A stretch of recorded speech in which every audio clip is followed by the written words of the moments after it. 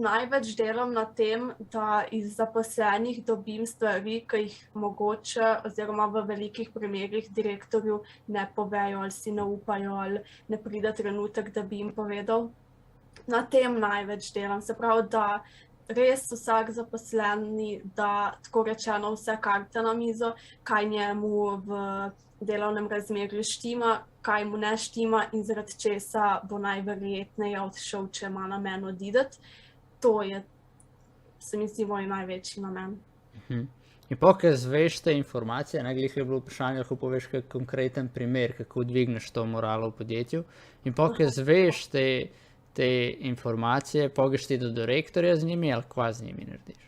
Jaz, ko z vsemi zaposlenimi končam, naredim poročilo strategije zavzetih zaposlenih, kjer res tako objektivno opišem, kakšno je stanje na podlagi vseh rezultatov.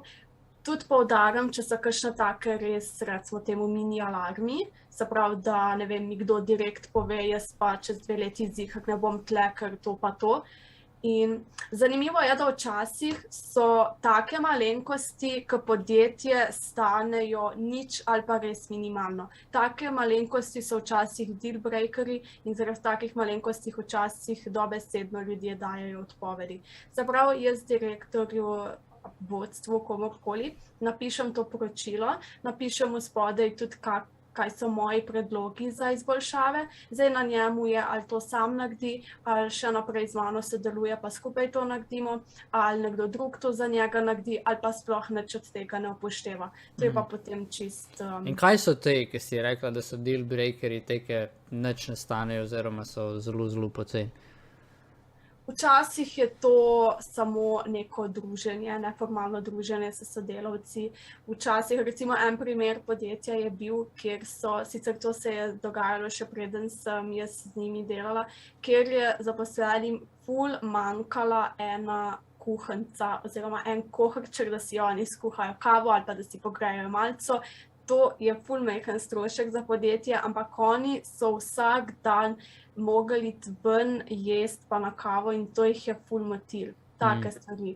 Ali pa ne vem kaj bi še lahko še tak primer. Mislim, velikokrat so ta neka neformalna druženja ali pa v manjših podjetjih, kjer še niso tako zelo, ne vem, hitro rastejo, pa se hitro poveča število zaposlenih, ne grejo pa toliko hitro te neke formalne stvari, sorazmerno gor. Se tudi dogaja, da zaposleni ful pogrešajo neke sestanke, kjer direktor pove, kaj se sploh dogaja v podjetju, kaj so naredili od prejšnjega tedna, meseca. Se pravi, te neki, kako se že kolegi, ki v majhnih podjetjih jih pač še niso vzpostavili, ampak jih je pa že glih toliko zaposlenih, da pa več niso vsi za sama tekočen. Okej. Vprašanje je, v tem poročilu so zaposleni omenjeni anonimno ali poimensko? Anonimno.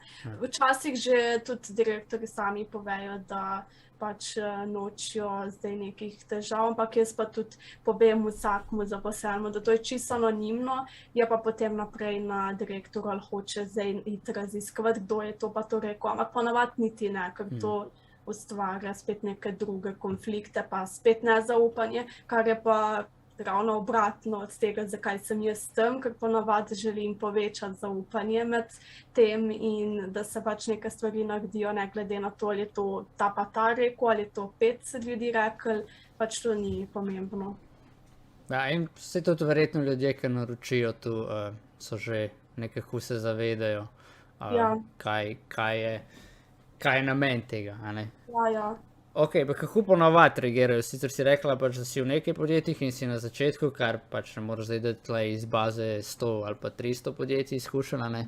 Ampak po tvojih izkušnjah, kako ponavadi reagirajo? So tako zadovoljni in rečejo, bomo nekaj naredili, a rečejo, dobro, ajde, hvala, zguba časa, čau. Mislim, denarja. Ponavadi so zadovoljni in glih zaradi tega, kar si prej rekel, ker tista podjetja, ki ne dajo nič na to, sploh ne bi najeli nekoga takega. Tisti, ki si pa želijo, ki že sami nekaj na tem delajo, pa si želijo še nekaj več narediti, tisti so pa veseli, da dobijo še neke nove informacije, ki jih direkt od zaposlenih težje.